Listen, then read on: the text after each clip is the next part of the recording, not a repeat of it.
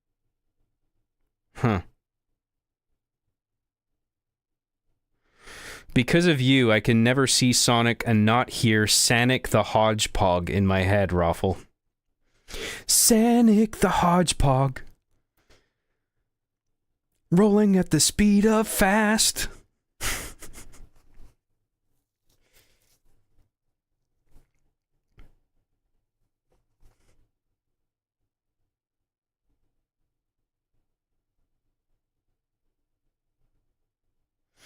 Sonic, he's got an attitude. He's the fastest thing alive. Gonna watch the new series with a friend soon. Cheers on the release, man. Always good to see more from you. All the best. Oh, I hope you like it. Thank you. I think Sonic is at his best when he goes for a shonen anime style. Yeah, I think Sonic... I would prefer if Sonic just stayed a cartoon or an anime and that was the movie instead of like a live-action Sonic the Hedgehog. But, like I said, I don't mind the live-action Sonic the Hedgehog movies. I actually quite like them.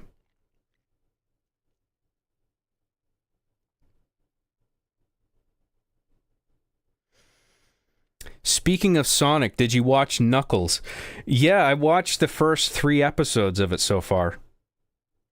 And I was, again, pleasantly surprised.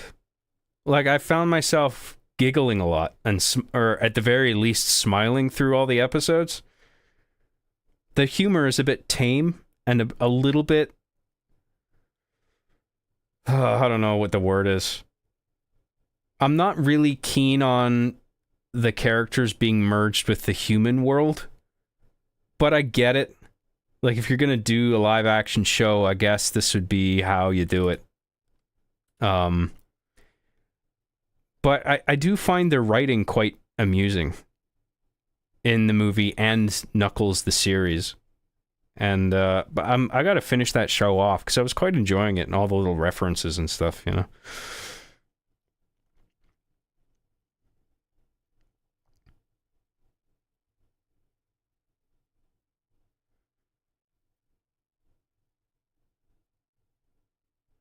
John G, did you see Ugly Sonic in the Chip and Dale movie? I did. I thought that was brilliant. Because that was such like, what a dumb decision that was, that initial design. Like, what were they thinking? And then the Chip and Dale movie took that character and just decided to make him a real thing, where he's like, his name is Ugly Sonic, and he's like, nobody likes him, and you actually feel quite bad for him. It's like, especially like because he ends up just sort of coming through by the end of the movie in like he sort of resolves the final conflict in some way, I think, or he comes to the rescue, something like that. And it's just like, well, I like Ugly Sonic now. It was a cool kind of heartwarming way of like acknowledging the meme of it, but then still seeing a dignity in that character and trying and making him kind of respectable. Like it was really funny. So yeah, I thought that was cool. Erica Ehrenreich for $5 says, is the title Hard Justice a reference to men getting erections? I mean, yeah, I mean, it was. That was the initial idea. It was a big, stupid dick joke. It was very immature. I still am, but, you know, I think my writing's a little bit more sophisticated these days. Just a little bit. But yeah, it was basically just a big boner joke.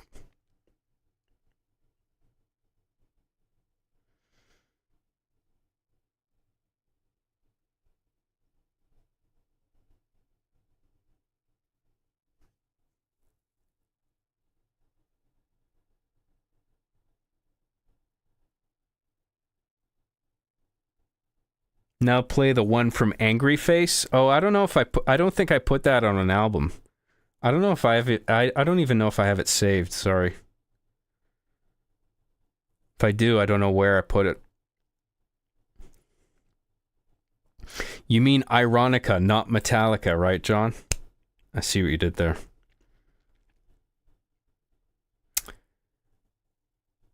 Opinion on Trent Reznor and Atticus Ross?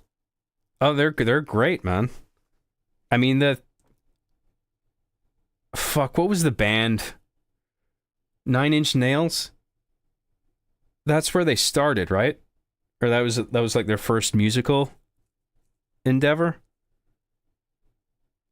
And then, but now they do like film scores a lot of the time for David Fincher. And I think their scores for his movies are terrific. Like I in particular, I love the score for The Social Network. I really like what they did on Girl with the Dragon Tattoo as well. I think Social Network is my favorite. I don't know if was Atticus Ross part of Nine Inch Nails. I think Trent Reznor was at least. I really like Nine Inch Nails too. They're good.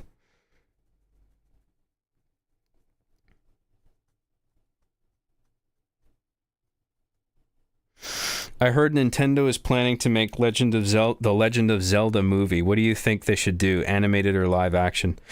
I would rather it was animated. I'm nervous about it being live action, to be honest. I mean, I think that's actually a pretty universal thought on it as well. Like people would rather see like I think like a Studio Ghibli style approach to Zelda would be fucking perfect. Like that art style I think would go tremendously with that. And I think I saw an example of it online somewhere. So like this is what it would look like if like Studio Ghibli did like the new Zelda movie. And I was just like, fuck yeah, I can totally see this being a movie. I don't know why they didn't like. I hope they seriously considered making Zelda a live act or a cartoon at least. Because I really don't get this thing where like, oh, it's a movie, it needs to be live action. Like Studio Ghibli has been knocking it out of the fucking park with all of their animated films. You know? So I don't know why Nintendo wouldn't be more inclined to do that at the very least. I hope they considered it seriously at least, and I hope that they decided on live action ultimately because they had such faith in the execution of it. I don't know, I'm kind of worried about it. Chris Pratt as Link, Scarlett Johansson, that's, you mean Scarlett Johansson, as Zelda, and The Rock as Ganondorf. Imagine The Rock showing up as Ganondorf. Do that, like, it would have that, like, sound effect, too, when the eyebrow goes up, like... The Triforce of power is mine, Link. He, like, pushes his shades up, or whatever his dumb thing is. Chris Pratt as Link, yeah, I don't know about that.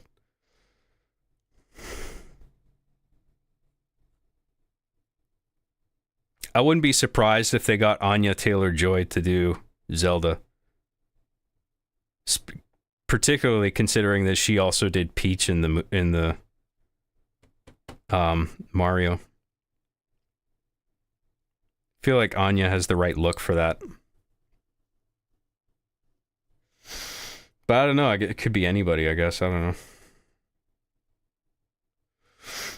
don't know. That's a tricky one to cast. Like I don't know who would be a good Link, you know? And like how old do you cast that character, you know what I mean? Like cuz Link a lot of the time is a kid. And you got to be careful with like child actors. I mean, not all kids can pull it off. I mean, that's a tough. I don't know. Timothy Chalamet is Link.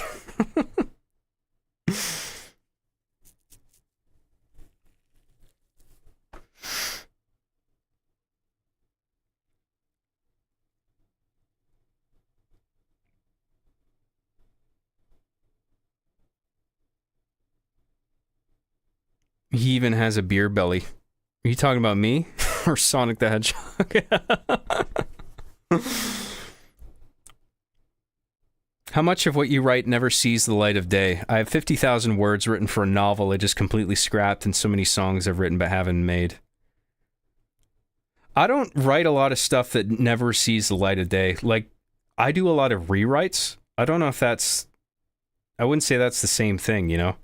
Because that's not like a project that I write and then it gets shelved forever. I don't really do that. When I write stuff, it's like, I am gonna make this eventually, you know? There's been a few things I've written where it's just never gone anywhere beyond the screenwriting phase, but those were just like more just practice or fun or whatever, you know?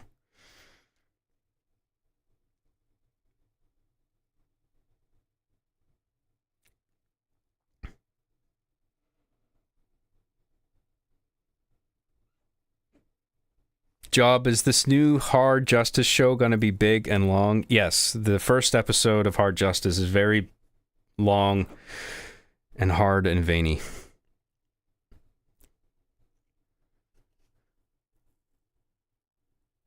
I don't want Dwayne the Ad Johnson anywhere near this movie.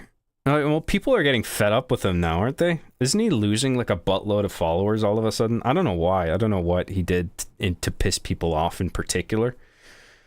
But for a few years now, I've found him pretty grating because it seems like whatever project he becomes affiliated with, he sort of just chews up all the scenery, if you're familiar with the term.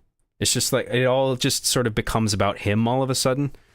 Like, and whatever project he joins, it's just like a vehicle for his sort of vanity, it feels like. That pisses me off. It doesn't feel like... It's like the opposite is like, but of a similar stature, is Dave Bautista, where he will actually like he will get lost in a role and sort of not sort of take the spotlight. You know what I mean? Like he's just, I'm playing this character and I'm just going to play it as like genuinely as I can and not try to overstep my role in this, you know?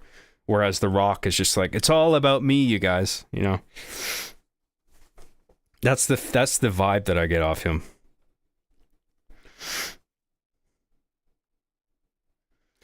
"2D animation gets slept on way too much. 3D is great, but I do wish we had a better mix of the two." Oh yeah, I mean, like, there's so much good like anime stuff, and like the Ghibli stuff is just phenomenal. Oh God, I didn't even talk about that yet. I'm watching anime now, you guys. I'm taking the anime pill. I mean, I always liked some anime, but I was never like a huge anime guy. But I made a little bit of time to watch the first episode of a few different series, like because I went on Crunchyroll and I just looked through their catalog. Well, I mean, first of all, I went on X and I posted. I was like, hey, I'm looking for anime recommendations. What do you guys think? And people were... Well, my initial post, I was like, you know, it's really gross how some people talk about anime as if it's some, like, degenerate thing. It's like an entire culture's art style. And there's so much good shit. You know? And so somebody was like, so you want some recommendations or what? And I was like, yeah, sure, lay them on me, man. And then I took all the recommendations into account and I went on Crunchyroll. And I got like I think I already did a trial, but I just got like a month subscription to try it out. And I just added a bunch of shows to my watch list. And I watched the first episodes of like 3 or 4 different shows. You guys want to hear what I watched? Are you interested?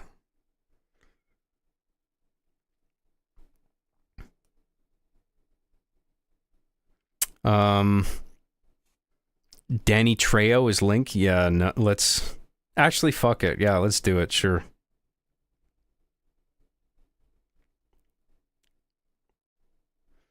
Listening to soundtracks is based. Star Wars and Skyrim all the time right here. The Skyrim music is great. I just wish there was more tracks. Because it feels like it just cycles through the same three sort of generic overworld. Not generic, but like it's just like the same. It's like those two or three tracks over and over.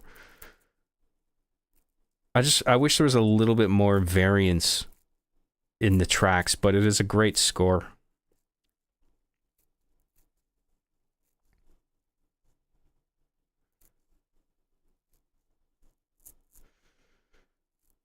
John G, if a big studio bought the rights to Arby and the Chief, who would you want to play them? They can just dub Microsoft Sam Mike over their real voices, lol. Oh, well, Arby would be played by, It would just be Keith David, like without any prosthetics or makeup or anything. It's just Keith David. And then Chief just have Steve Downs. Same thing. Just him. Not even like just jeans and a t-shirt. And they're just hanging out, sitting on the couch, playing video games.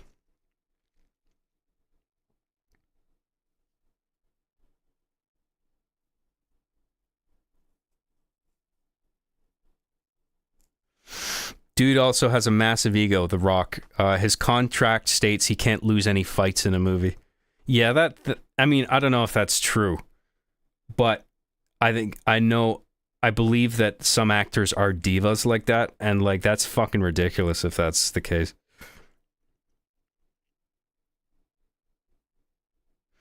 One thing I've learned about anime over time is that anime fans have no standards. I don't think that's true. One Punch Man for the win. I love One Punch Man. That's great. What anime do you watch? Okay. So, I watched the first episode of Berserk, which I really enjoyed. I enjoyed everything I saw, man. There's a lot of good shows on there. I watched Berserk, Hunter x Hunter, an Angel Cop, and Space Dandy. And I loved all of them. In particular, I thought Space Dandy was fucking hilarious. I couldn't believe how funny it was. And then Angel Cop was my second favorite. Or like, it's my other favorite in a different way. Like Space Dandy is just like really just a fun time. Angel Cop, I was just like, holy fuck, this is like a hard-boiled, like, violent cop show. With like brief moments of horrific violence. I was just like, holy shit, dude. This is great. I'm loving this, man. Cowboy Bebop. Yeah, I love Cowboy Bebop. It's good. I mean, Dragon Ball Z was the thing that got me interested. I mean, at a young age, into the whole medium. Ghost in the Shell. Akira. All the like the mainstream seminal shit, I've seen most of that. The Studio Ghibli stuff. Now, I haven't seen there's a lot of Ghibli movies I actually haven't seen, so I gotta get on that. But every Ghibli movie I've seen, I was just like, wow, like fuck, that was well done. Attack on Titan, yeah, that's good. I really like that show. Samurai Champloo, I've had it recommended. I know what it is. I haven't seen it yet, but yeah, there's so much fucking content, man. But you know, thankfully that website, Crunchyroll, is fucking solid, man. It's like functionally sound. There's like no jank or bullshit. It just fucking works. It's a great website. It's a great service. And then you got like subs or dubs with almost every show. Like you can choose what you want. Like they do a good job running that website. Spirited Away, yeah, that was good. Full Metal Alchemist. I saw a little bit of that. I liked what I saw. Didn't stick with it, but it was good. Um, there's a lot of anime, yeah. Fuck. Hunter x Hunter surprised me. I didn't. I found it quite moving, actually. I was surprised how much it sort of caught me off guard. Like, holy shit, I'm actually invested in this. Like, this is. I find the characters in the situation compelling. And I quickly noticed a pattern with anime. Was there's a lot of like monster hunting, and sort of that archetype of the young boy that goes out, leaves his family to go on a big adventure hunting monsters or something. Pokemon did this, right? Obviously, just in a different way, where it's like it's a friendlier show where the Pokemon fight each other, but it's the same basic sort of like framework of the kid going out into the world and becoming a man, sort of thing. But like hunting monsters and demons. I like Japanese storytelling is sort of steeped in the supernatural, paranormal, demons, ghosts, spirits. I love all that shit. It's good. So there's a lot of like leveling up and power levels and shit like that with like anime, I noticed as well. Like there's this show I haven't watched yet, but I read the synopsis for Solo Leveling, and it's just like this kid is a low level hunter in like a low level dungeon or something, but he quickly climbs the ranks, and I'm just like, fuck. There's a lot of like video gamey sort of monster hunting shit with all these shows, you know. Berserk is that like guy goes out and kills monsters. John, that really depends on what kind of anime you watch. Lol, that pattern isn't always the same. Okay, well, I'm just saying, like, out of the ones that I picked at random, or just the ones that seemed interesting at, like, a surface level or heard vaguely about, I wasn't trying to group them by genre or anything. I was just, I'll watch this, this, and this. I'll put these at the top of my list. And as I was watching them all, I just, out of what I had seen, I was noticing this pattern. I was like, there's a lot of, like, leveling and monster hunting and the boy sort of going out into the world and becoming a man and going on a journey, sort of thing.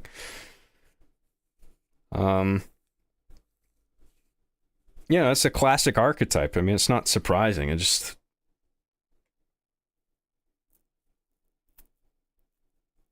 yeah, I mean, it's cool. I've enjoyed everything I've seen so far, but it's just, I mean, even if I spent the rest of my life just doing nothing but watching anime, like, I feel like I wouldn't get through everything, because it's just, where the fuck do you start, you know? I'm just like, fuck, I guess I'll just start with whatever seems the most appealing on a surface level. And I really like comedy, so I think I started with Space Dandy. I'm like, this might be fun. And within the first 5 minutes, I was fucking laughing hysterically. I'm like, this is so funny. Fuck.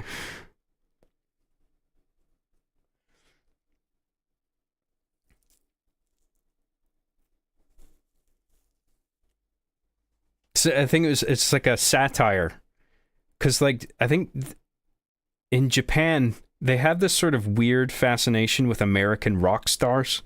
That's sort of that archetype, and Space Dandy is sort of like that fascination with American rock stars, like cranked up to 11 and satirized, where it's just so ridiculous. I love when there's a layer of satire to it, like One Punch Man, where it's like making fun of anime, but it's also just like a good anime. JoJo's Bizarre Adventure is one of my favorite things I've seen so far. That JoJo is one of the funniest fucking things I've ever seen. I think it might actually, find it a little bit funnier than Space Dandy overall. But they're both very funny shows.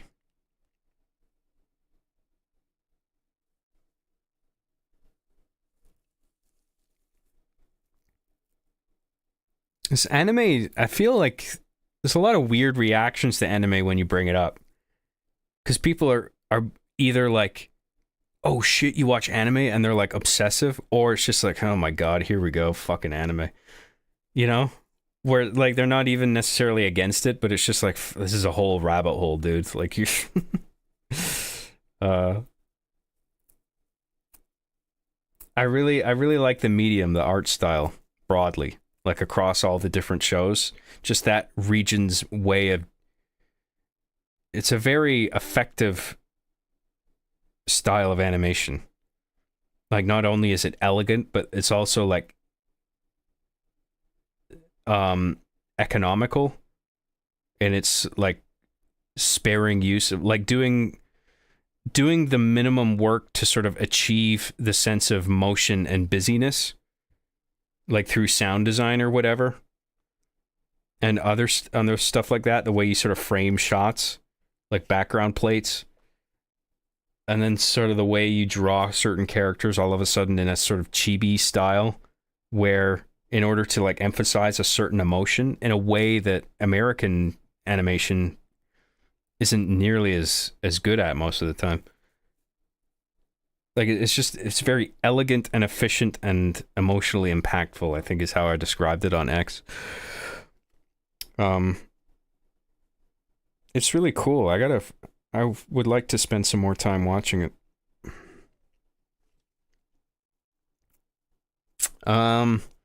All right, where are we in chats here? Sonic X, yeah, I saw that. It's okay. It didn't really grab me. I like the way Sonic is drawn in that show though. I like the art style.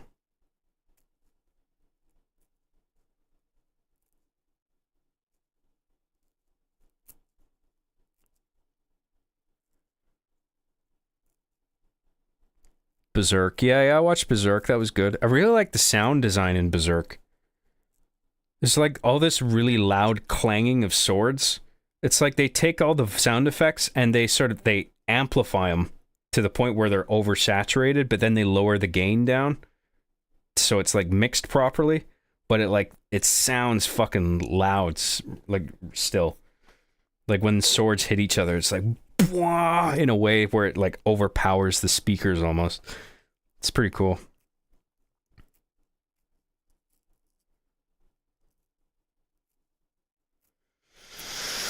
The Rock also is a board member for TKO, the company that owns both WWE and UFC, so I think that might also be a point of contention towards him. Oh yeah, because TKO is like the umbrella company, right? Yeah, and now they own WWE. Since what's his name, Vince McMahon, I think he sold all his shares now because he's in all that shit came out about him.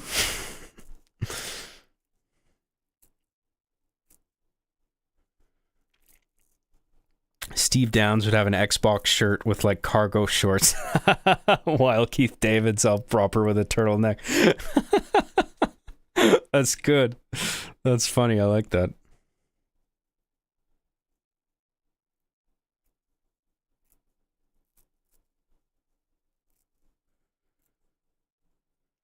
Oh, for Skyrim, there is 4 hours in the complete score, and I am serious when I say, as someone who has studied instrumental music my whole life, Skyrim is my all-time favorite work of music. It's a great score, man. That's cool. There's like 4 hours of material. It's a lot of material, but like, it's just like when you're watching somebody play Skyrim, I find that you just hear like the same broad overworld tracks playing over and over. In like the same order as well every time, which makes sense, but I just wish there was like, I would like if they just threw a couple more in there into that pool of like overworld music.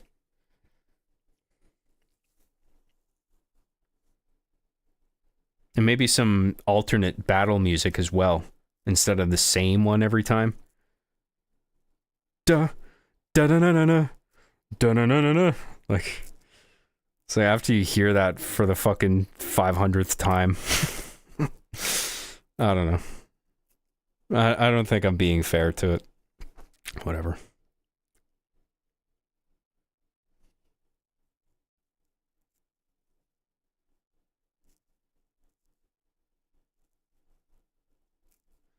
People who love anime, that's for sure. For good reason. I mean, there's a lot of good anime. Well, it's an entire medium, so there's a lot of ground to cover. Oh, I know.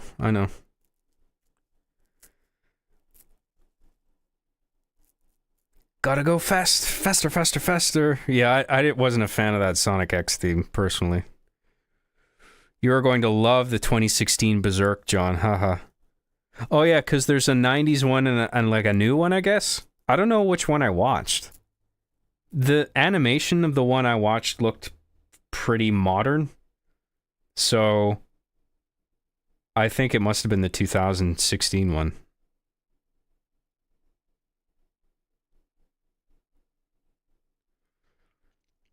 Love that, man. Amazing at crafting atmospheric and comfy music. Oh, who are you talking about? This Jeremy Soule? Oh, yeah. Right, okay, he did Skyrim. It's hard to get over the formulaic repetition of select tracks like Streets of Whiterun, but the whole collection is phenomenal and transcends the medium. Very inspired by Wagner as well. Oh, I almost said Wagner. Hey, you guys listen to Wagner? He's pretty cool. Yeah, I know what you mean. I don't. It's not a huge deal or anything. It's just. Yeah. I mean, it's not like it's a problem or anything. Have you seen My Adventures with Superman? No, I heard about that though. Aren't they on like season 2 of that now? I haven't seen it. It's like it is a cartoon, I think. Are they on a? Is it a show? Because I know there's always like DC animated movies coming out. Is it one of those? Is it any good? I don't know. I haven't seen it. The Dawn Guard and Dragonborn DLCs did add some new tracks when they came out, I think. Not sure if it was both or just one of them. But yeah, I think the full OST is really long. Right, yeah. Well, that's 4 hours of just music. That's crazy, yeah. Video game soundtrack I've heard the most is definitely Halo 2. I have both the CD soundtracks and played them for years. Yeah, Halo 2 had a great soundtrack, man. Man, I remember like first firing up Halo 2. And it's just like it had the whole intro has this perfect mix of different melodies and moods. Like it's a sequel, right? So it's like Halo was like a hit at that point, and Halo 2 was out, and it's like hype, right? And so that's sort of reflected in the way the intro plays out. Like you boot it up, and then it's the Bungie logo, and it's got like that electric guitar where it's just like, this is a sequel, we're doing it again, and it's got a little edge and badassery to it, you know? I mean, that can be a little cringe sometimes, introducing electric guitar into the score of something that's known for being a little more like traditionally orchestral. But I thought that really fit well, that sort of electric guitar intro of Bungie. And then you have like a variation of the Gregorian chant, first of all. And then that heavy price paid, I think it's called. That secondary track that comes in after the main theme during the main menu. It's just like, fuck, this feels so heavy all of a sudden. It's just like the perfect fucking main menu, like intro to main menu sequence. Like there's such a effective mood to it. Very cool.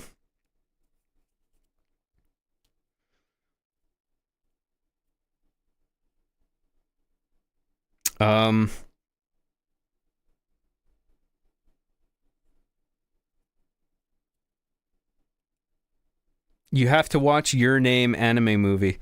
I think I watched the first like half hour of that, and I was really enjoying it. But then I got distracted by something, and then it wasn't because the movie didn't grab me or anything, or like I found it really compelling, but I had to go and do something, and then I just never bothered to finish it. But I was really enjoying that movie. I gotta finish that off.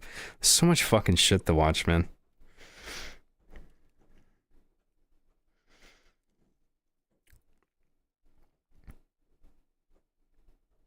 Hawaman. Oh yeah, that's the proper way to pronounce women. Hawaman.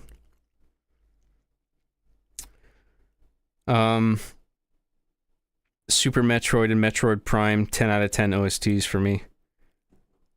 They are really good. They're not, it's not the type of thing that, like, I wouldn't say it's my favorite, but I understand why it would be someone else's favorite. They are good scores.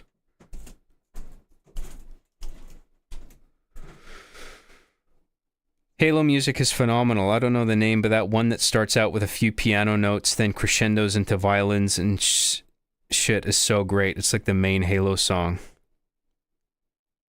Oh, I think, though, because there was a heavy use of piano in the third game in particular. I mean, that's sort of become musically iconic. That one piano note, like, dun, right?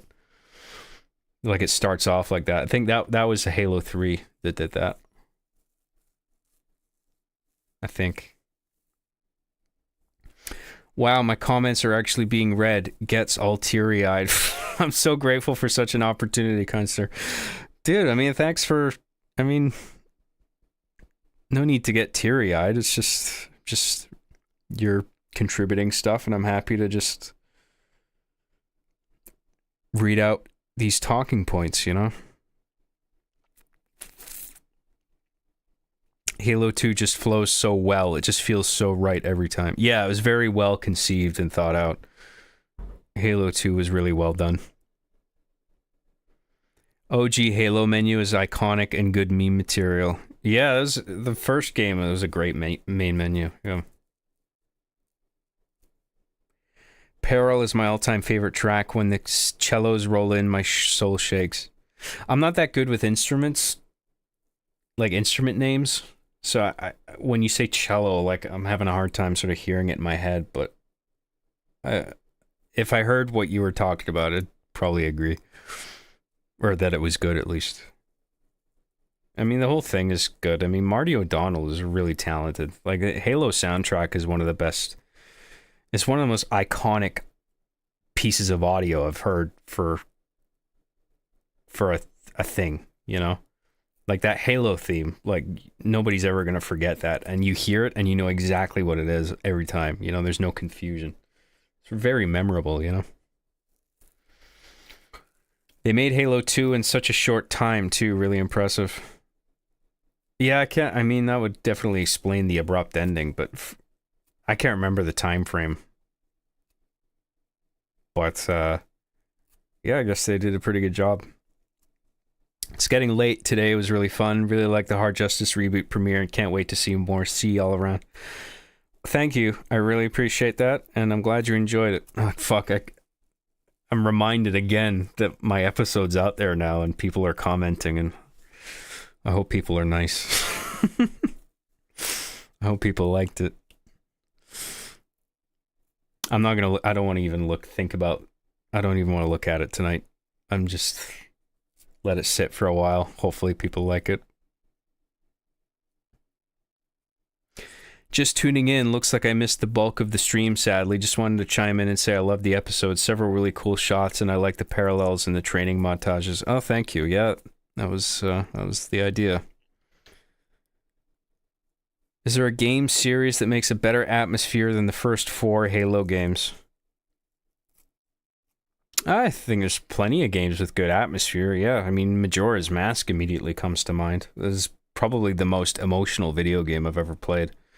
And Chrono Trigger is another one. Like, there's just such a heavy atmosphere and mood and emotion permeating. What's the word I'm looking for? Permeating throughout the entire thing. Some of the Final Fantasies, too, did that for me.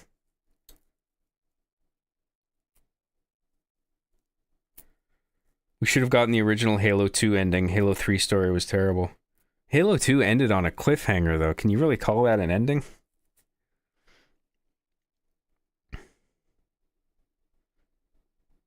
I wish I could send you the song so you could hear it. Did you know that you can play the original online again? It's great. Oh, yeah. I'm actually a little foggy on how that works, because I understand, like...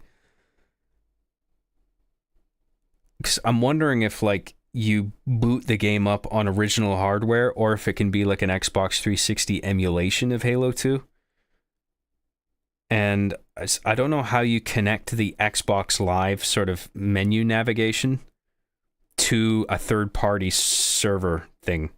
I don't understand how that's possible exactly, but I imagine it's through some third-party tool that you have on a PC that's connected to the same network as your console. And that sort of makes your console think that it's connecting to the original Xbox Live Microsoft servers, but it's actually being routed to the custom servers. It's probably a little bit how Xbox Connect or Xlink Kai worked back in Halo 1 when people wanted to play that multiplayer through the system link manipulation thing. But that's it's really cool that they brought that back. It's nice to hear. Chrono Trigger's OST alone is really wild, really cool game. Oh yeah, Chrono Trigger's great. No one cares about atmosphere. It's all about those sick graphics. You got it.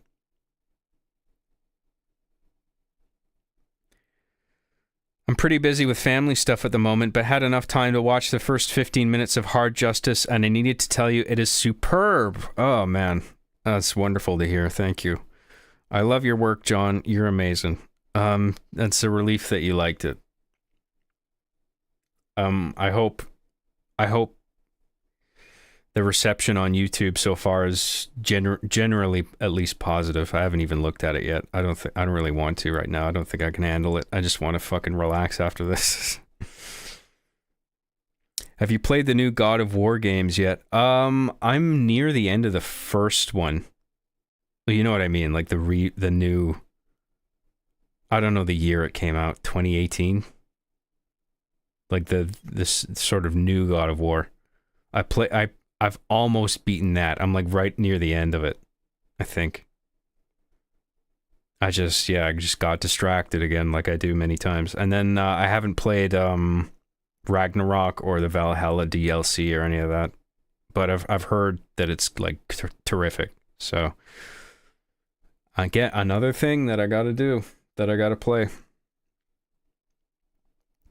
It's a new server done by a group called Insignia, and you gotta soft mod your Xbox. More games are added as time goes by. Wow. So it's not even just Halo 2. They're doing more original Xbox games? Fuck. That means they could do Splinter Cell, Pandora Tomorrow, and Chaos Theory. They could bring that back. Holy fuck. I gotta look into that if that's the case.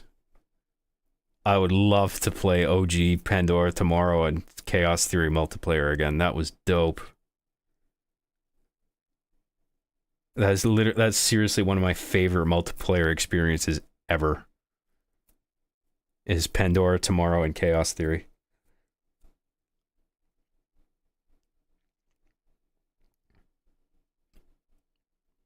Damn, if it's not on there already, I hope they add that to the roster. That would be awesome. All my jokes and sarcasm aside, I do want to say that you've been a huge inspiration on me as a writer, John. Love your content, and it's always great getting to check out your new stuff. Thank you very much. It's very nice of you. Pandora and Chaos Theory, I own those on GameCube. Oh man, Xbox was where it's at for those. Because you had the headset and everything. Like, the headset was plug and play. It was easy to set up. Did Chaos Theory and Pandora Tomorrow on GameCube even have the multiplayer enabled? Or, like, online multiplayer? I think you could, but then getting a headset to work with Nintendo, like, I don't think they had voice chat integration for their games. Because Nintendo was always iffy with, like, online stuff. They didn't want people saying whatever they wanted over voice chat to each other. Back then, Microsoft didn't give a shit. Or Sony. And with Xbox, it was just easier to get it working because the Xbox Live package came with a headset by default, so everybody had one.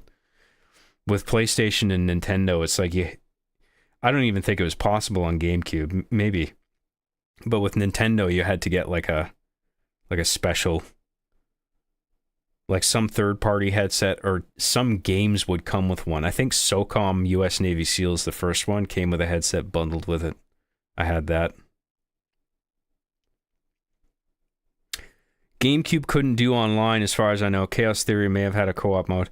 You could play some GameCube games online. Like at the very least, I think like Mario Kart Double Dash. I'm pretty sure that had an online mode, because you could get it didn't have a network adapter by default, but you could get one and plug it in to the base of the console, and it would give you an Ethernet port. But I don't think many games. Yeah, only a handful of games went online, like Phantasy Star Online. Yeah. Right. That was another one.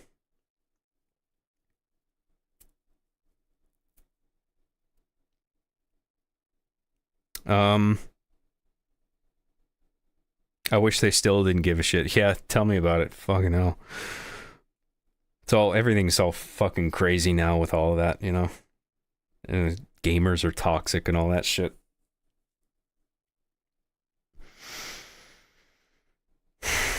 Do you think the mid-2000s, early 2010s was the golden era of games, or is that just nostalgia on my part? I can't imagine people thinking it's a golden age now. I actually think that's accurate. It's not my favorite generation. My favorite generation is... Actually, you know what? Over all things considered, I think that also is the peak for me, as well as overall, is GameCube, PS2, Xbox. That generation. That was solid. It felt like the consoles felt solid, the games were solid, the online multiplayer was taken off, the graphics were really good compared to like N64 games and PlayStation 1, which looks like shit now. But like, it's just... That did feel peak. I mean, what's the generation before that is the one that's particularly nostalgic to me, because I loved the Nintendo 64. That was my jam. And before that, my Sega Genesis, and I really loved the Super Nintendo, although I didn't have one, but I knew friends with it, and I thought it was a great console. It kind of made me regret. Well, not regret, but I was just thinking like, fuck, I wish I'd gone Nintendo instead of Sega. But I really liked my Sega Genesis and my Sega CD and stuff. But I think GameCube, PS2, Xbox, that was where it peaked. Some people will say that the Xbox 360 generation was the one that was peak, but like that's actually where it started losing a lot of its magic for me personally. It just felt, all of a sudden everything felt less special, but I think that was also just because that was a transitional period in my life where I was like growing up and leaving school and getting a job and shit. But also, on the other hand, the Xbox 360, it felt like clunky to me. It felt all of a sudden that companies were biting off a bit more than they could chew. And there was a race to like getting the best graphics, where it's just like, do we have our priorities right here? I mean, who really cares about graphics as long as the game plays well? And then all of a sudden you're hearing all this shit about like failure rates among not only 360. I mean, 360, that was the most problematic in that regard, but you had a lot of PS3 systems failing as well. And it was just like, what are we doing now, guys? Like, and then the consoles started looking weird. Like PS3 looked weird to me. And then the 360, the original Xbox One, it felt like you could grab it and just shake it around and it felt fucking solid, you know, like nothing was going anywhere. But like if you do that with a 360, it felt like rattly and shit, you know, where it's just like, oh, all of a sudden you were like, I gotta be careful with this. I mean, of course it's a game console, you should be careful with it, but then it just, I don't know, it just felt like everything was rushed all of a sudden. Like it was just a race for the best graphics. And then also there's games out of the gate, like the launch titles weren't impressive. The only launch title for 360 that I liked was Call of Duty 2. I thought that played pretty well. And it was also like 60 frames per second. That was quite, like, it was a very pretty looking game, and it was well optimized. It ran well. I'm just like, this is pretty good. But I remember, like, fuck, I was so mad about Perfect Dark Zero, because I was like a huge fan of that game on the N64. That was one of the best games I've ever played. And so I learned that Perfect Dark Zero was going to be a 360 launch title. I'm like, fuck yeah, dude, I'm there. And then I played it. I'm like, this sucks. The movement is sluggish. It feels like I'm playing underwater. The graphics are weird. Everything has this weird polish to it. Like there's too much surface specular mapping or something. It just looked odd. And it just didn't play that smoothly. And it was such a disappointment right out of the gate. And I remember it took a while for cool shit, an acceptable amount of cool shit to come out for the 360. Call of Duty 2 tided me over for a while, but then it's just like, after a while, it's like, let's get a new cool thing, like somebody. But and then eventually, like, there's cool shit, obviously, like Halo 3 and stuff. It took some time, but eventually it had a pretty solid library. But yeah, that's just overall that generation is where it started to decline for me personally. Although I think a lot of people see that as peak. I think the generation before that was peak. Anyway. Yeah, what are you gonna do? Things are just gonna keep moving forward. And now, like, everything just, I mean, I'm not even really in the console game anymore, and like Nintendo is the exception. I might get a Switch 2 depending on what it does and the price point. But like, I think I'm done with PlayStation and Xbox now, because I'd rather just play most games now on my PC, because it feels like everything is just, all paths lead to PC now. You know what I mean?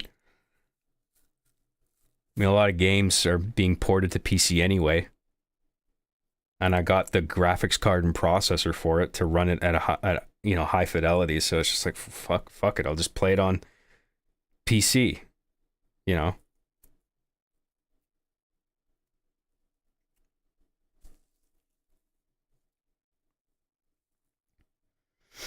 I never played Splinter Cell. Where to start? Well,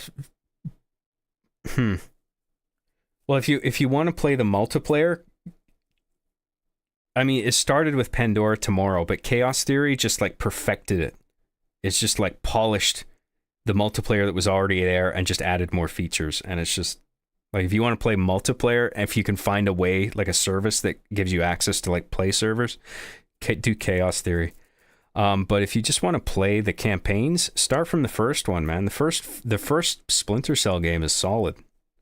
It's really good.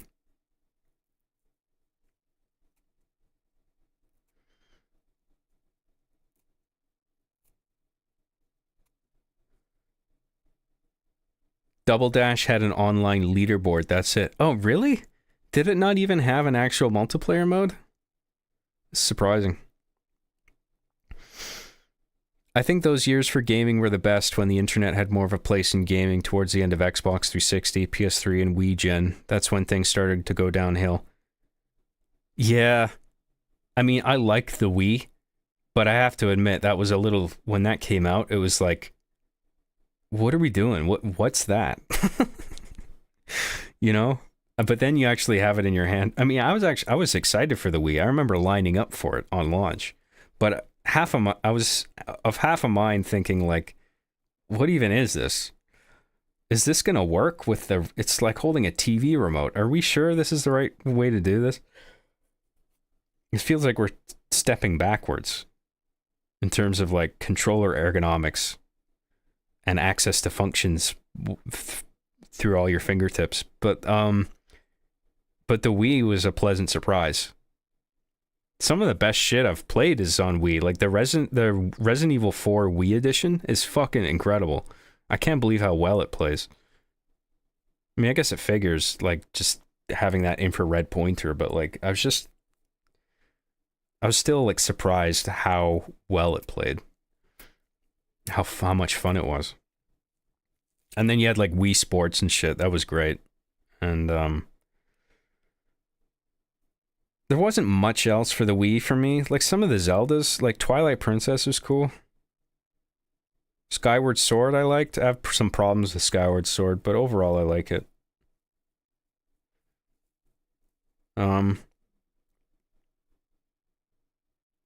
I love Perfect Dark Zero. Yeah, I don't agree, but you know, to each their own.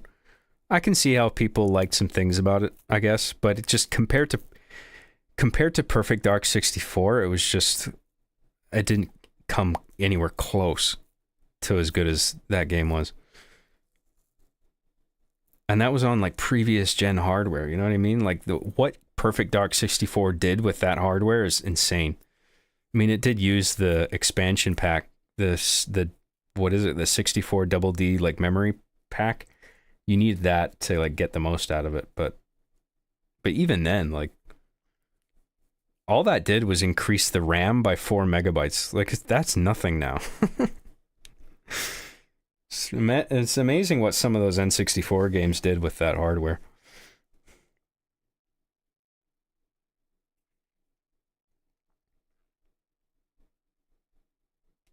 It's my favorite Xbox 360 game, to be honest. Perfect Dark Zero? Well, fuck, if you enjoy it, that's cool. This wasn't my thing, personally. Yeah, I see what you're saying. There were still more classics in the 360 PS3 generation than there are now. The Halo games, old CODs, GTA 4 and 5, Last of Us. That's true. I agree with that. Yeah. To be fair, PlayStation and Xbox are done with themselves, John. Yeah, well, I don't know what the fuck they're doing now. Seems like they're both sort of flailing. Switch and PC, that's it. PlayStation and Xbox suck ass. Yeah, well, I think that's the case now, yeah. Bro, they really doubled the price of PlayStation Plus in the span of like 2 to 3 years. Oh, yeah. Well, I mean, everything's fucked now.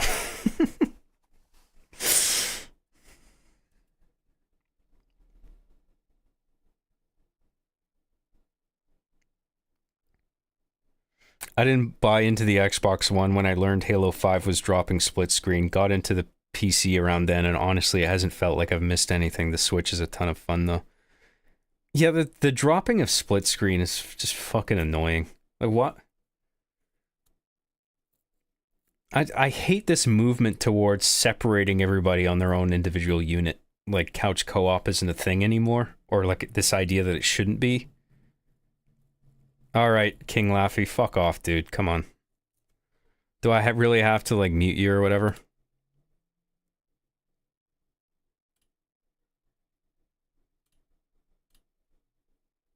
Bye.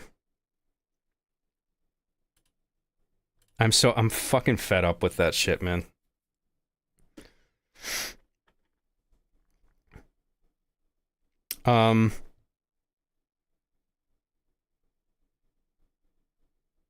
Yeah, I mean, Switch and PC, that seems to be like the pillars right now of gaming.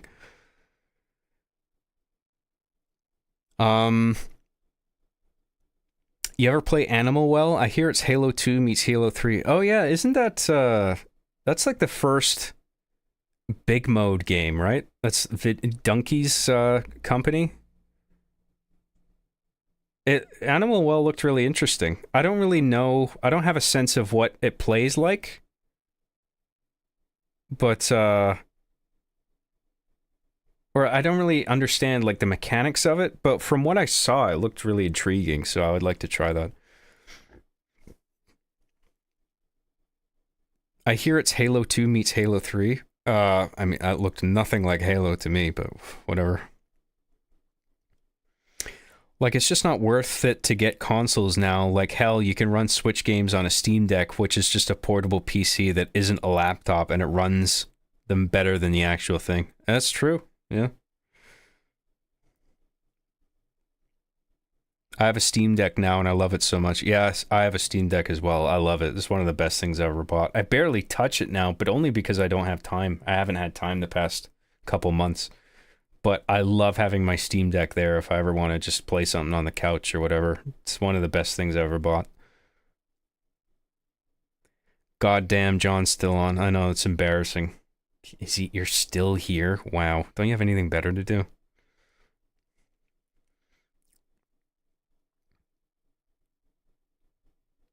Conquer Live and Reloaded was a pretty bad joke, speaking of next-gen follow-ups. That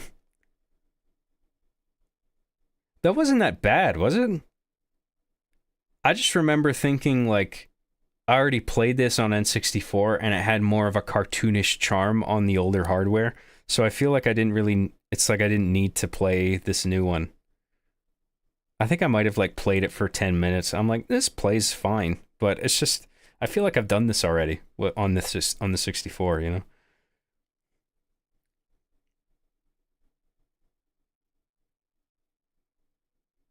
To be honest, I love both Perfect Dark games.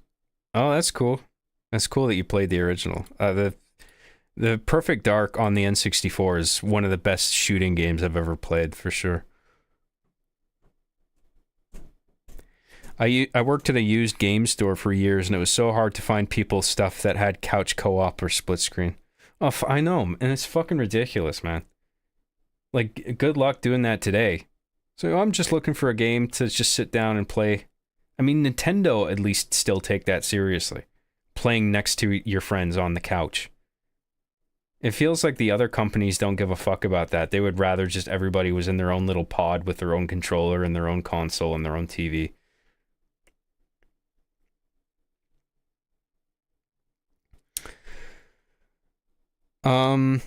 Have you played Baldur's Gate 3? No, I haven't played that yet.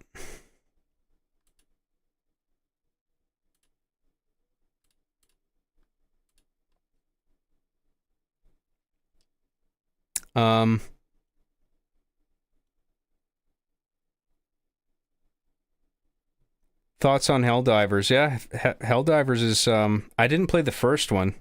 Second one is solid though. It plays so well. Like they really concentrated on making the shooting, like the gunplay is really satisfying. The whole thing I find a bit repetitive, but it's great for just jumping in and killing in a few hours. Like it's not a game that's designed to to be binged like all day. Because I think you do. I mean, I kind of get bored after like several drops and missions. It's just like, okay, I get the whole go down, kill bugs, collect things, go back to the ship. Like it's just this cycle, right? But it is fun. It's just I like it in small doses. Oh, fucking hell, man. All these like spammers, man.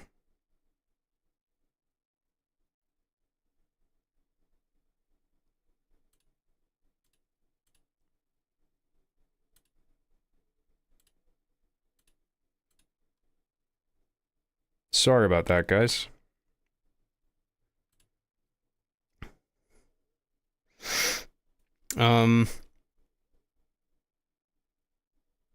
Wait, it's embarrassing to hang out with us? No, I was just making a joke about how I've been on here so long.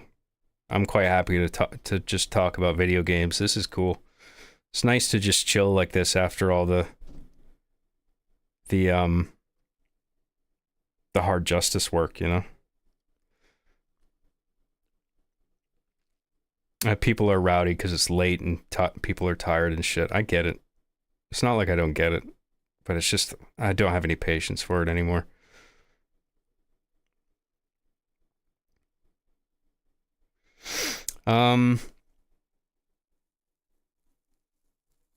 It's a Metroidvania. Oh, Animal Well. A Metroidvania, you say? Well, I'm a big fan of those, man. I love Metroidvania games.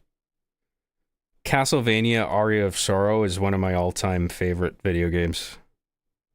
That game got me through college, man. On my Game Boy Micro. Fuck, man, that was such a good game. John's streams are chill, especially later on when it's not a lot of people and it's just everyone chatting. Oh, I'm glad you think so, man. Thank you. I hope everybody's enjoying this.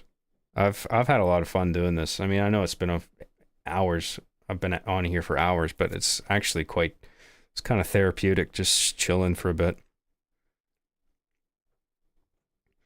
Hard Justice new episode or movie was awesome, John. Thank you very much. I'm glad you enjoyed it. Couch co-op is so underrated. Marathoning. Oh, sorry, I didn't. Animal Wells and Metroidvania. The items you get look pretty cool, and the atmosphere vibes are super neat. The Halo 2-3 comparison is a big meme. Oh, it's like a joke, right? Because it has nothing to do with it. I assume that's the joke. I combined joke and gag in my head and said jag.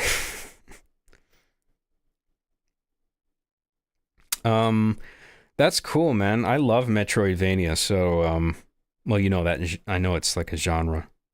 Have you ever played that game, Metroidvania? So cool. I really like that format, so.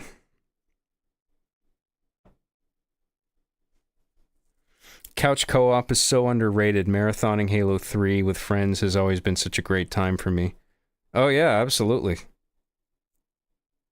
Yeah, any game that prioritizes couch co-op in this day and age is like so impressive. Fuck, you know what was great? I played It Takes Two with a friend of mine. We just went through the whole campaign together, like 2-player couch co-op. That was a fucking blast. Couldn't believe how good that game was, man. But yeah, just I love games that prioritize that sense of like, you know, togetherness, you know, being just sitting with a friend and cooperating on a really like solid game experience, or like you have this symbiotic relationship where you have to do a thing so the other player can advance, and then he does a thing, you just sort of alternate between doing tasks, and you feel like you're really working together, accomplishing something. That's such a great feeling. It's not quite, you can pull that off sometimes with online, but like it's never the same.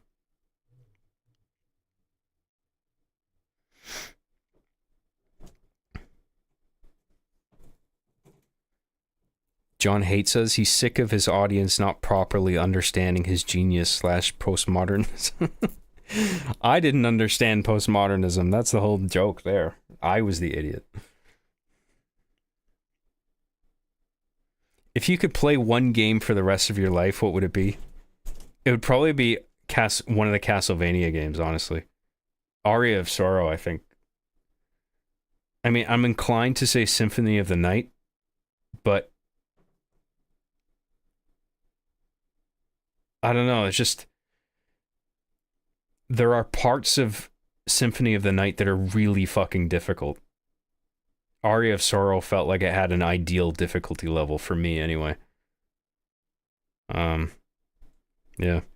But like Symphony of the Night has that crisp soundtrack, you know, like with those high fidelity tracks and like awesome, just really good music tracks, you know, on top of like the high quality of the audio because it was a CD based game.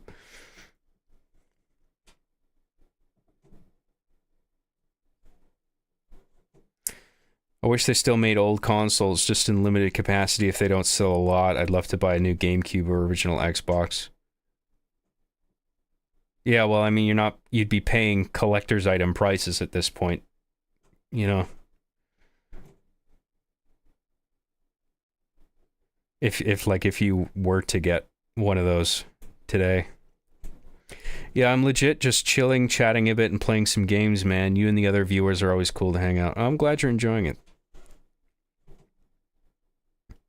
I'm chilling, hearing your stream and emulating Bulk Smash on my jailbroken Switch. Hope Mr. Toyota Mitsubishi-san doesn't bust through my window. Oh, yeah. It Takes Two is goated. I just feel like the ending was hella abrupt. I can't remember how exactly it ended. I think I know what you mean.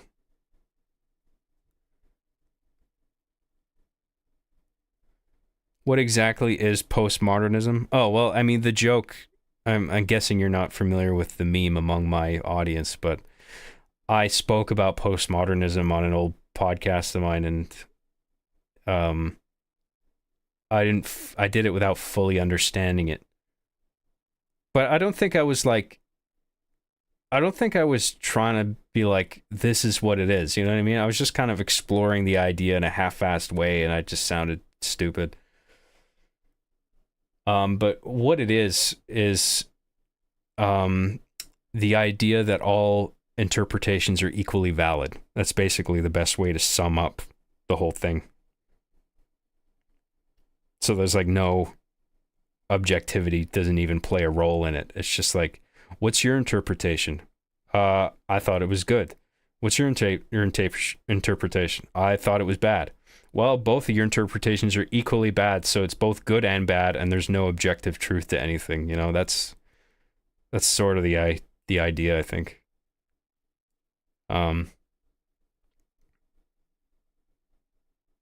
So, well, you can have a subjective opinion on something, but like sometimes it does come down to objectively whether something is well executed or not. Not all the time. There's exceptions, but like, I mean, fuck, I probably already sound stupid to some people just talking about it. I'm not even want to go down this road. I'll just repeat the meme all over again, and everyone's gonna think I'm dumb. Everybody already thinks I'm dumb. I guess it's no big deal.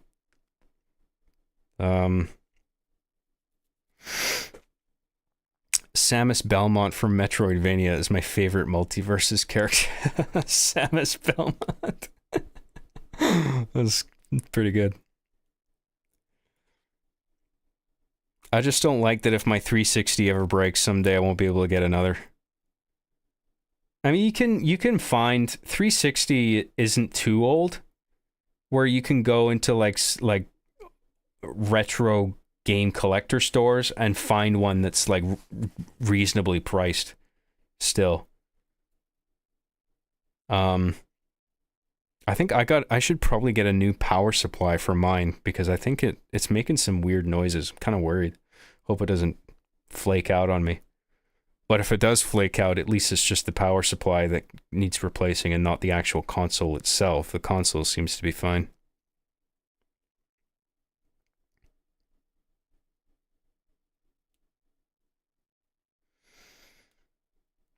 You keep up with Sam Hyde's content? Fish Tank is my favorite new thing now. I watched the first episode of Fish Tank. I was actually really impressed with it. It's such a fucking, it's a mess of a show, but there's also a real sophistication to it too. I say that unironically. Like there is something to that's actually a clever analysis of like chronically online people.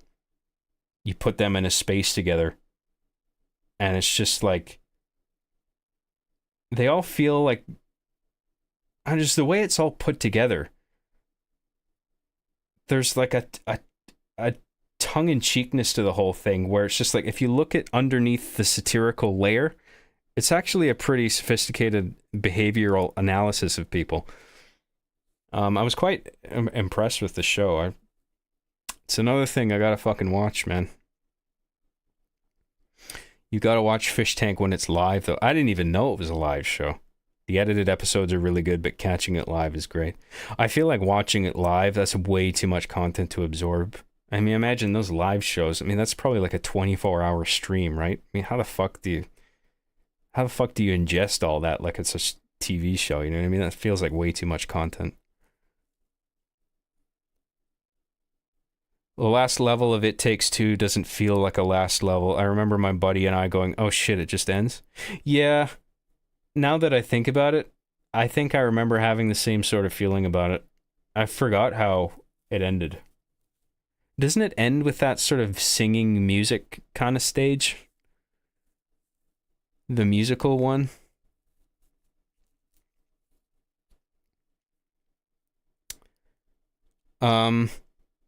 They still sold the Genesis in Brazil until summer 2023. I just checked. Fucking hell, really? Like it was like it's not even as a collector's item. It's just like, wow. That's interesting. The Genesis 3, aka the worst one. The Genesis 3. Because I know there was a 16-bit model of the Genesis, and there was a 32-bit model. I mean, it was called the Mega Drive in the UK. In Japan, I don't know if it... I'm not sure what it was called in Japan, if there was an alternate name for it, but I know it was the Mega Drive in the UK, and it was Genesis in the US, but then you had different versions of the Genesis. You had the 16-bit one and a 32-bit one, and there might have been like two different versions of the 32-bit model, like one slightly tweaked or made more compact or something like that. So I don't know what the Genesis 3 is. Was that the 32X you're talking about or something like that? Oh, right. No, yes, someone's saying, nah, there was no 32-bit. Yeah, what am I thinking? Right. So it was like a 16-bit one, but then there's an alternate slicker model of the 16-bit console. But then there was a 32X add-on that I think made it so you could play 32-bit games. This was like an extra thing that you would put in the cartridge slot. It's like a big chunky boy. It's really weird looking. Those are add-ons. Oh, okay.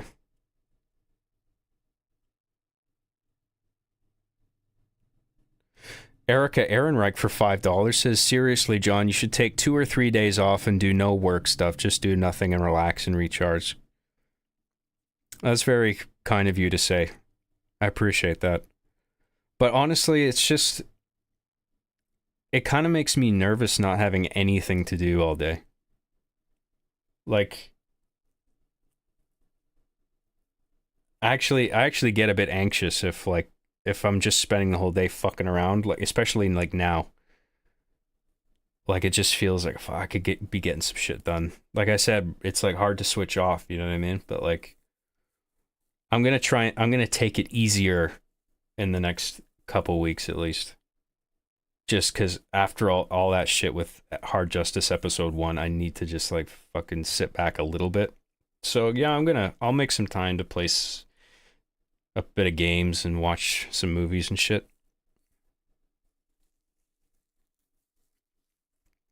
But it's getting work done. It's like, honestly, writing is like, that is sort of like time off for me. Because it's just fun. And then when a script gets done, then it's like, fuck, I actually got to make this fucking thing now, So that's a lot more difficult. Or it can be less fun. Editing is really fun in very brief spurts because you're sort of putting all the pieces together and you're getting a vision of what the final product is going to look like all of a sudden with like the music on it and everything, and it's like, oh shit, like this is actually turning into something, like, it's exciting. But then that novelty wears off and then it's a grind getting the rest of it done, and then once you've combed through, like, I mean, I must have watched that first episode of Hard Justice like dozens of times over and over, the whole way through.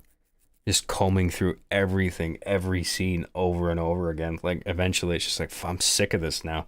And you lose objectivity. And it's just like, fuck, is this even good? I don't even know. All I can do is put it out now because fuck, I made it. It's there. So it is what it is. So I'll just put it out. Hopefully people enjoy it, The way to combat that is to just work as hard on the script as I possibly can and just try to remember that in my head. Like, you felt good about this script, so it's probably going to turn out to be a good video. So just have faith in that. You're going to lose your sense of whether it's good or not having, spending so much time editing it. But just remember, the script, you were happy with the script, so it's probably going to be all right. You're probably worrying about nothing if you think it's going to be shit. So I try to remember that,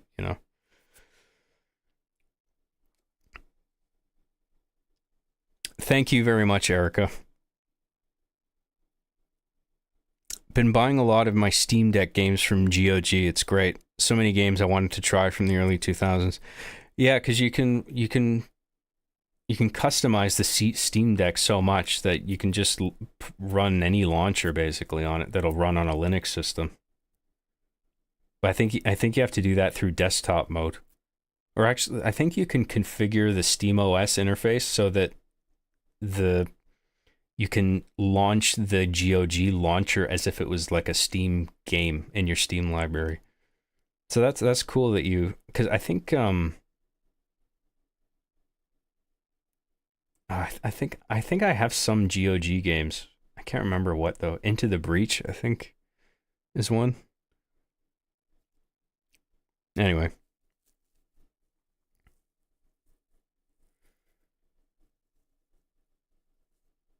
Yeah, Brazil is weird like that. They are super far behind in video game consoles. There's a bunch of old retro bootlegs that come out of Brazil. I know what you mean. Yeah, I can believe that. At the same time, it's just surprising that like Genesis still really 2024. Fucking hell, man. Because that is going back. I mean, Genesis is like what 1991. Like it's fucking old, man.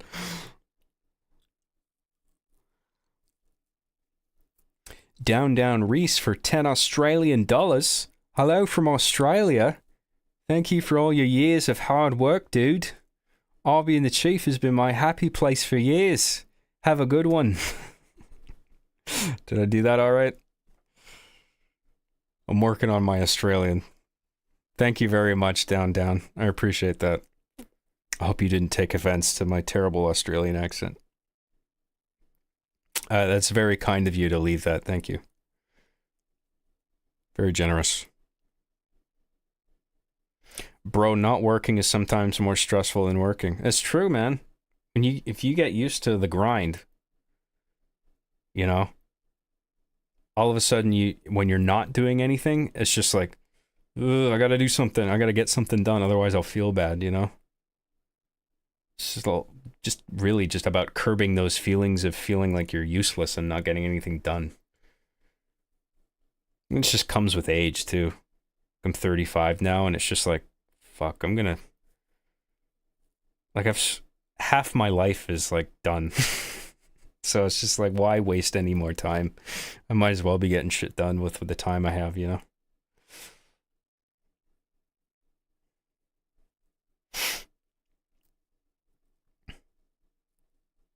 Yeah, maybe not do nothing, but just take it easier. Yeah, I'm gonna take it easier for sure. Christian Davis for $4.99 says, I finished the first episode, John. So good. Oh man, thank God. Oh, it's a relief that people are liking it. So imagine these people coming in to say how good the episode was. That's a pretty good indicator that the comments on the YouTube video are probably broadly positive. I wasn't sure how... I really wasn't sure if people were broadly going to like it or not. You know? Maybe this is... like, people are going to think this is cringe and the emotional parts, like, they just can't take seriously. But it's a relief to see these very positive reviews trickling in. So thank you very much, Christian Davis, for sharing your opinion on that. I'm very glad you liked it. Love the part where Arbiter hits Chief to the ground. Wait, what are we talking about? Arbiter hits Chief to the ground? I don't know if... Did you watch Hard Justice? Is that what you saw? Maybe I spoke too soon. John, have you looked into other ways of doing machinima outside of the Halo games? Of course I have, but I mean, it's just not... Halo is still the way to go for me, just based on a lot of different factors.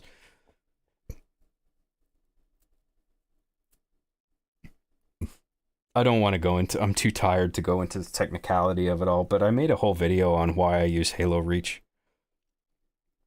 If you want to check it out.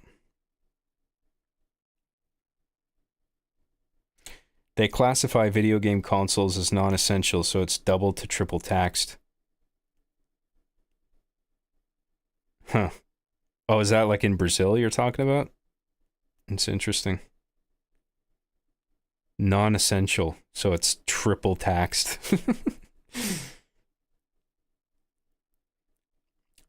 LMFAO, you're making me want to watch the bite when Chief mods the Switch, then the Nintendo Ninja shows up. That accent you had was too great. Oh yeah, that was a good one.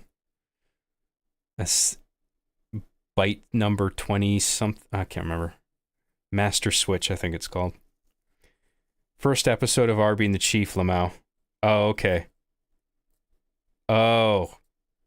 See, I got confused because I just put out the first episode of my new show today, which is a totally different show. So I thought you were talking about that. I didn't realize you were talking about R being the Chief. John, why don't you use Halo Remastered since it's on PC? I made a whole video on this, dude, if you really want to know. There's a lot of reasons, okay? But I'm way too tired to go over it. Even if I wasn't tired right now, like, there's just so much to go over, and everything is in the video if you really want to know. It's called Making Machinima or something. I was lamauing, possibly performing a Just Kidding. Hard Justice episode 1 was kick-ass. Oh, okay. So you did see Hard Justice. I'm glad you liked it, man. Thank you. They have a lot of redundant taxes in Brazil. Think Cabrutus or anyone who lives there can tell you about it. Oh yeah, he was on Side Scrollers recently, wasn't he? Is he the guy that runs that Sweet Baby Ink Detective thing, the Steam group? Yeah, it's interesting, that whole thing. You gonna make season 8 commentaries? Yeah, now that I've got episode 1 of Hard Justice out of the way. Yeah.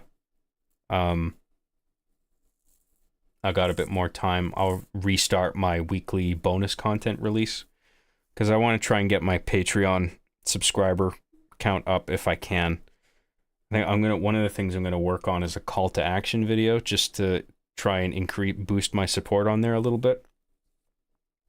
I don't think I've never made a video promoting my Patreon, but I'm gonna do one now. Yeah.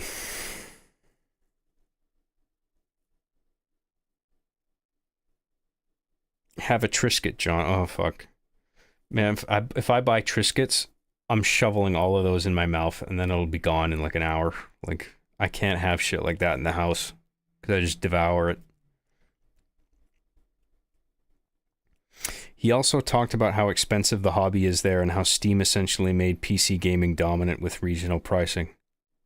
Oh yeah, right. Well, regional pricing. So does that mean? Like, does that mean shit in Brazil is more expensive on Steam as well? Or do they bring the price down relative to the shelf price in Brazil? Or yeah, I don't know. Love your streams, man. You always seem down to earth, especially when it's a new vid you made. I try to be, yeah. I'm glad you enjoy my streams, man. Thank you. Job, have you seen Godzilla -1? It was a fantastic fucking movie. You should check it out eventually. Yeah, I really enjoyed Godzilla -1. I thought it was great.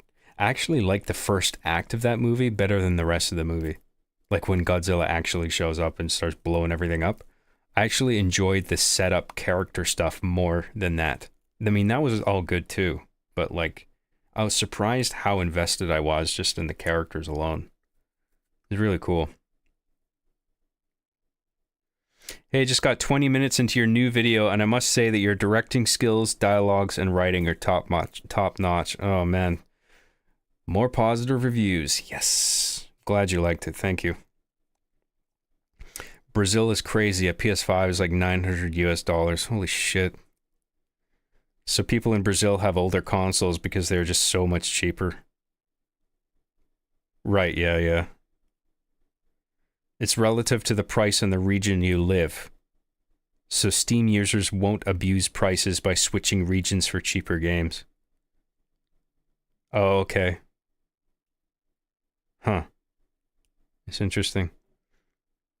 American Godzilla has a lot to learn about how to make engaging characters. Yeah, no fucking shit.